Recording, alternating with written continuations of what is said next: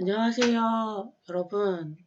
새 학기가 시작됐고, 사실은 여러분들과 얼굴을 맞대고 수업을 해야 되는데, 여러분도 잘 아시다시피 코로나19 사태로 인해서 이렇게 온라인으로 처음 인사를 하게 됐습니다.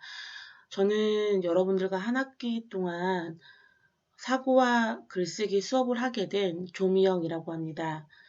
어, 이상하게도 직접 수업을 하는 것보다 온라인으로 수업을 하는 게 더 많이 떨리는 것 같습니다. 그러니까 제가 실수를 해도 어떻게, 어, 무마를 하고 자연스럽게 넘어가야 될지 좀 약간 뭐라고 해야지? 긴장했다라고 하나? 아무튼 그렇습니다. 오늘은 첫 수업 때 해야 되는 내용들을 간략하게 동영상을 통해서 여러분들과 진행을 하려고 합니다. 현재 학교에서는 여러분들의 원활한 수업 진행을 위해서 많은 노력을 기울이고 있습니다.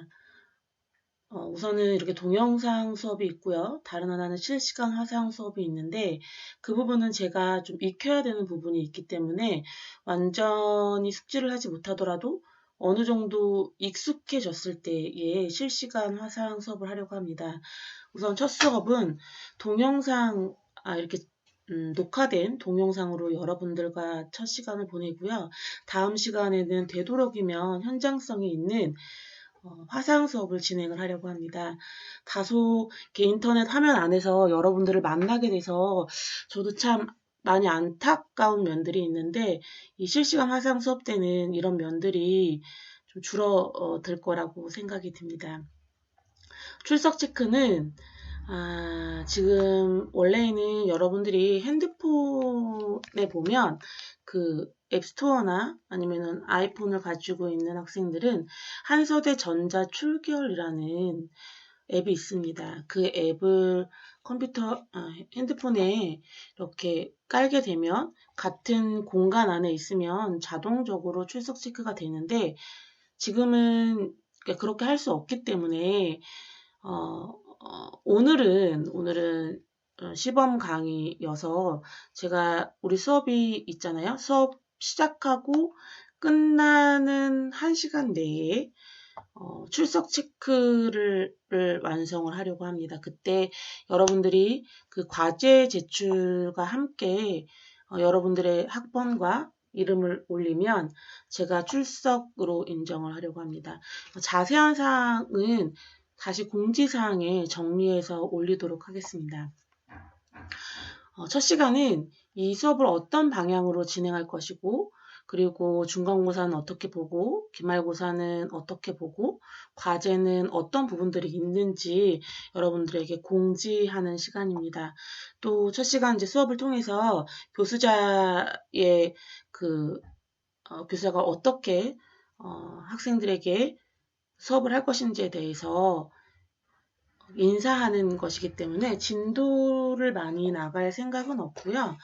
여러분들이 이 책은 이렇게 구성되어 있고 우리가 앞으로 한 학기 동안 이런 식으로 수업을 진행을 하겠구나 라는 인식 정도만 할 수 있게끔 수업을 진행을 하려고 합니다. 제가 여러분들에게 쪽지를 미리 보냈는데요. 쪽지에 보면 여러분들 이제 두 가지를 부탁을 했어요. 하나는 강의 계획서를 출력을 하고요. 다른 하나는 그 첫 챕터인 다중지능과 선천지능과 관련된 그 챕터를 출력을 해서 컴퓨터 앞에 앉아 있었으면 좋겠다라고 공지를 했습니다. 지금 만약에 준비되지 않았다면 잠깐 동영상을 멈추고 준비를 하는 게 좋을 것 같습니다. 그래서 한 30초 동안, 한 1분 동안 어떤 준비를 해서 여러분들이 이렇게 수업 준비를 다 완성된 상태에서 지금 저와 온라인 강의를 하고 있다라는 가정하에 수업을 진행을 하려고 합니다.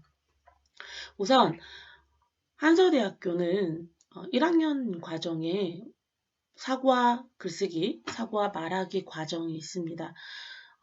한 학기에 2시간 1학기 때는 사고와 글쓰기를 진행을 하고요. 2학기 때는 사고와 말하기를 진행을 합니다.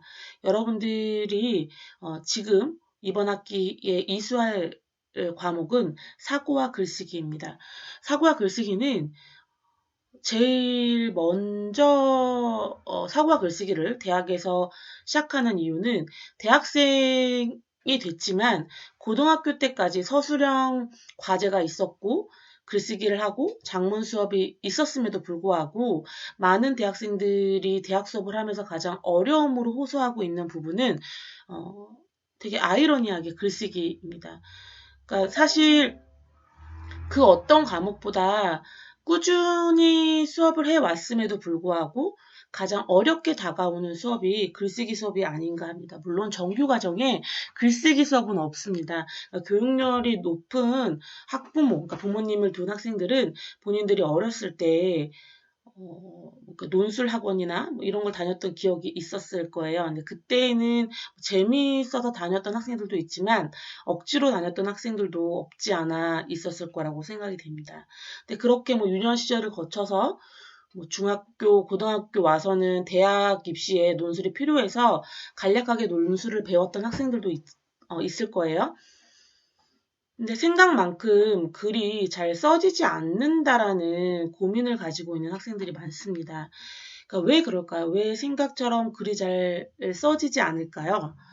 그건 내려놓지 않았기 때문입니다. 그러니까 우리가 지금까지 해왔던 글쓰기는 자유롭게 글 썼던 상황이 별로 없었던 것 같아요.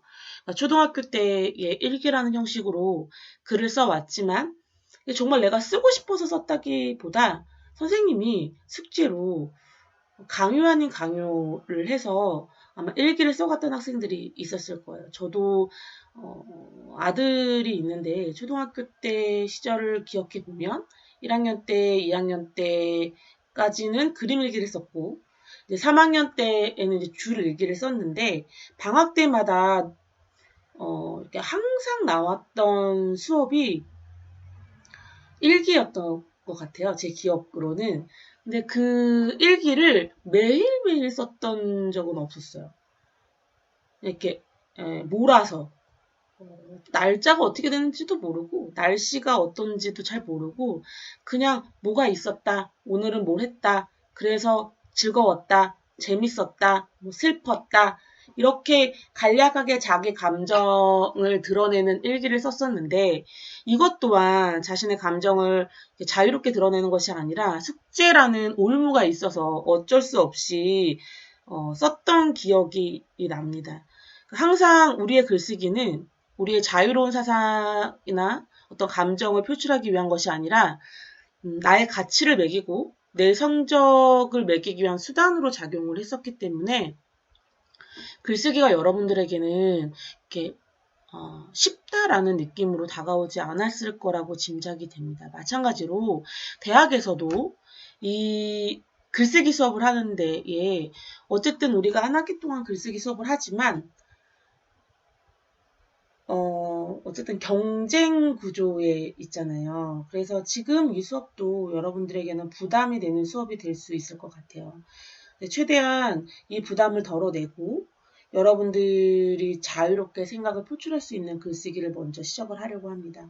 그리고 또 하나는 어느 일정 정도 자신의 생각을 표출할 수 있는 훈련이 되었다라고 생각이 들면 체계적인 글쓰기를 여러분들에게 가르치려고 합니다. 대학에서 글쓰기는 매우 중요한 학문입니다. 그러니까 전공 과목이 아님에도 불구하고 교양 필수로 글쓰기 과목이 있는 이유는 모든 과목에 필요한 역량이기 때문입니다. 여러분들이 대학에 와서 가장 놀랬던 거는 물론 주관식 시험을 보는 과목도 있겠지만 대부분의 시험들이 주관식으로 이루어집니다. 객관식보다는 주관식으로 이루어집니다. 근데 이 주관식이라는 건 짤막하게 답안을 적는 것이 아니라 교수자가 가르친 어떤 이론에 자신의 생각을 덧붙여서 살을 붙여 나가는 것들이거든요. 근데 이 글쓰기 이가 어렵고 글쓰기 실력이 부족한 학생들은 단답형으로 적는 경우가 되게 많아요. 근데 그럴 경우에는 그 학생이 공부를 안 한 건 아니거든요. 근데 문제는 뭐냐면 교수자가 그 단답형의 답을 봤을 때 과연 이 학생이 내가 가르친 수업에 대해서 어느 정도 이해를 하고 있는지에 대해서 판단하기가 매우 어렵습니다. 그래서 교수자가 가르친 어떤 이론 분명히 중요합니다. 교수자가 가르친 이론이 있음에도 불구하고 그 이론을 빼고 자기 생각을 적는 것도 좋은 글쓰기가 아닙니다. 좋은 글쓰기는 교수자가 가르친 이론에 더하기 본인이 이 이론을 어떻게 생각하는지 생각을 확장하는 것이 가장 좋은 글쓰기의 사례입니다. 그래서 대학에서 글쓰기가 중요한 이유는 이런 자기 생각을 어떻게 논리적으로 표출하는가가 여러분들의 능력이 되고 그게 점수화되고 수치화됩니다. 이번 한 학기 여러분들과 수업을 하면서 강조하는 부분은 여러분들의 생각을 논리적으로 구술할 수 있는, 쓸 수 있는 그런 능력을 키우려고 합니다. 처음에는 한 달락 문장을 먼저 시작을 할 거고요. 그리고 세 달락 문장, 마지막으로는 그러니까 단락으로 된 문단으로 글쓰기를 실행을 하려고 합니다. 그러니까 여러분들에게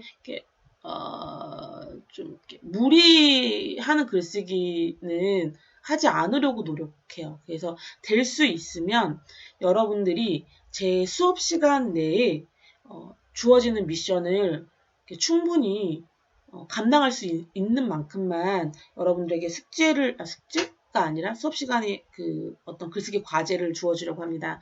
그 과제들을 될 수 있으면 집에 가져가지 않고 수업 시간에 모두 제출하는 방향으로 하려고 합니다. 그래서 첫 시간에는 여러분들이 뭐 일반적으로 어떻게 생각하는지 뭐 이런 것들에 대해서 수업을 할 거고요.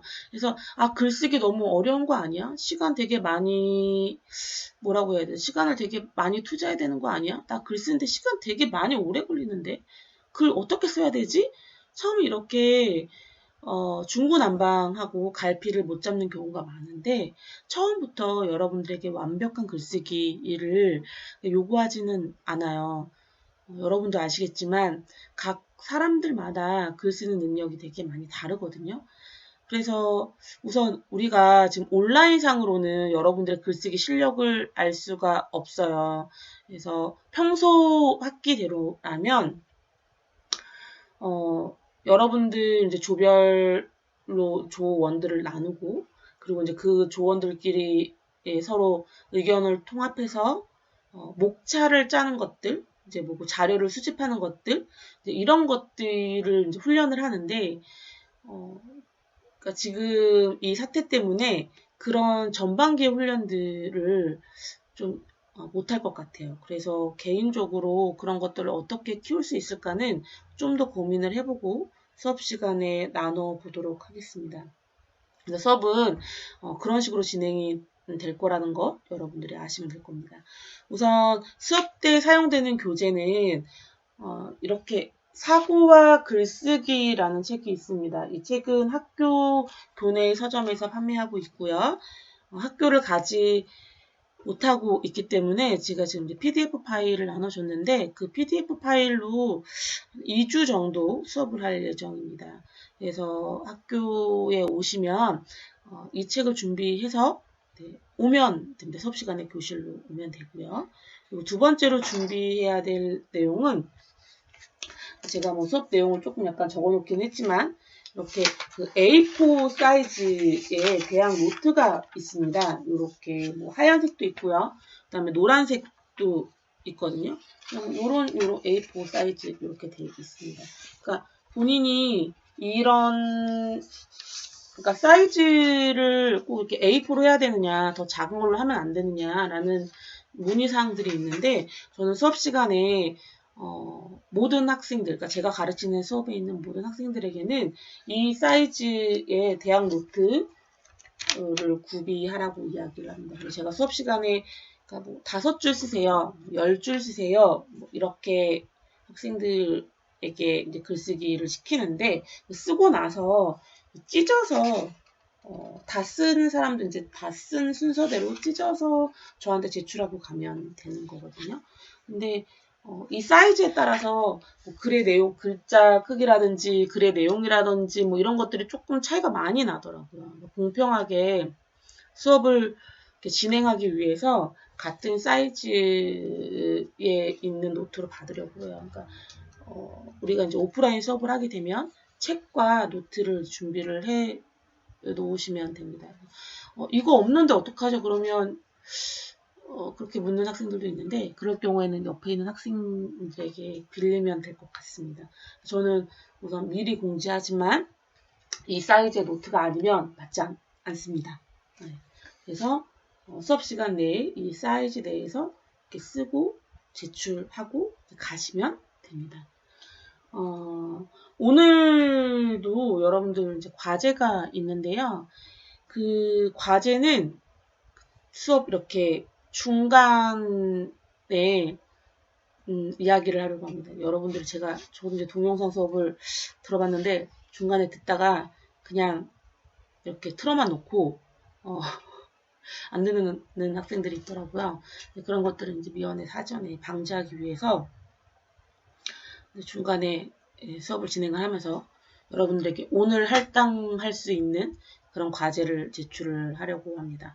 그래서 오늘 제 예상으로는 많은 학생들이 여러분들 책상에 앉아서 노트북이나 컴퓨터에 제 지금 동영상을 볼 거라고 생각을 하지만 혹시 개인적인 사정에 의해서 인터넷을 통해서 동영상을 듣는 학생들이 있어요. 이제 그런 학생들 같은 경우에는 어떻게 하라고 다시 공지를 하도록 하겠습니다.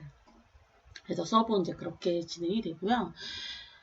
결석 출결 사항은 우리 학교는 그 4번 빠지면 F 처리가 되어 있습니다. 그리고 병결 처리는 김영란법 이후로 따로 받진 않지만 지금 이제 코로나 같은 경우에는 열감기나 기침 이런 코로나 증상이 있을 때에는 자가격리 기간이 있습니다. 2주 동안 자가격리 기간이 있는데 본인이 이제 코로나 때문에 수업에 참여할 수 없을 경우에는 교수자에게 직접 연락을 해서 이런 사정이 있다. 그래서 이 수업을 어떻게 해야 될지 모르겠다라고 하면 제가 그 학생들에게는 따로 과제를 주는 방향으로 진행을 하도록 하겠습니다. 그래서 수업은 이제 그렇게 진행을 하려고 합니다.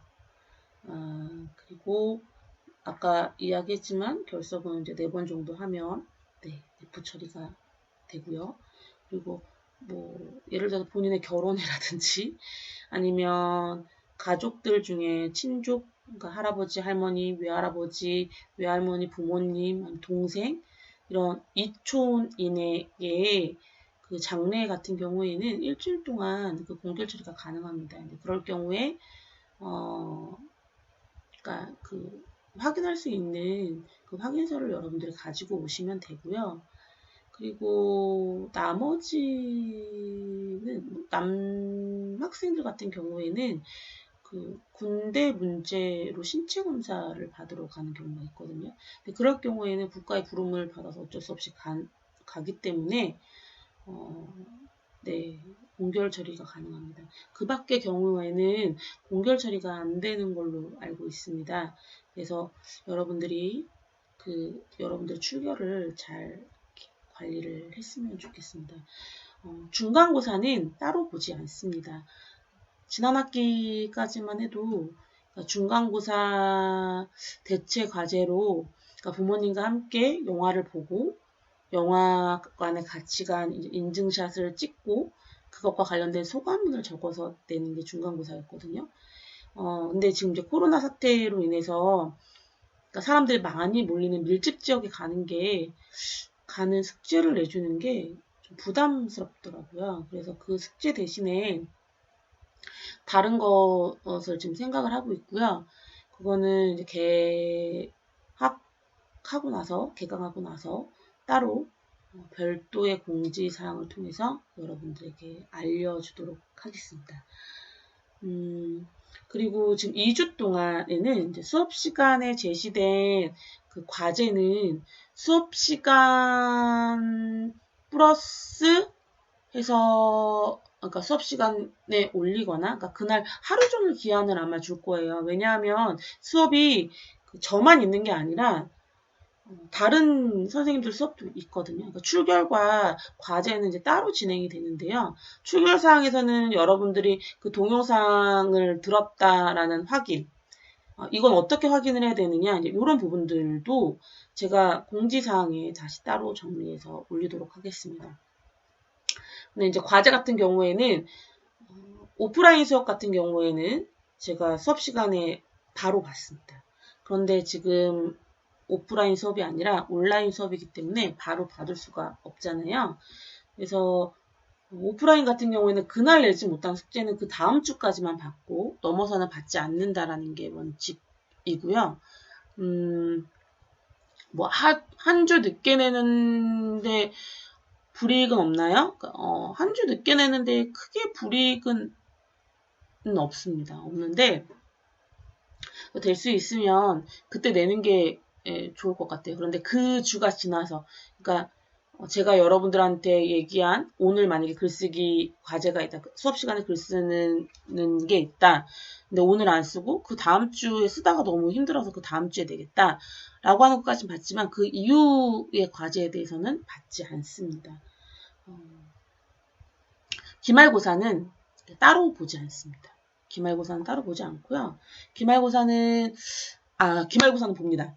기말고사는 따로 보지 않는 게 아니라 기말고사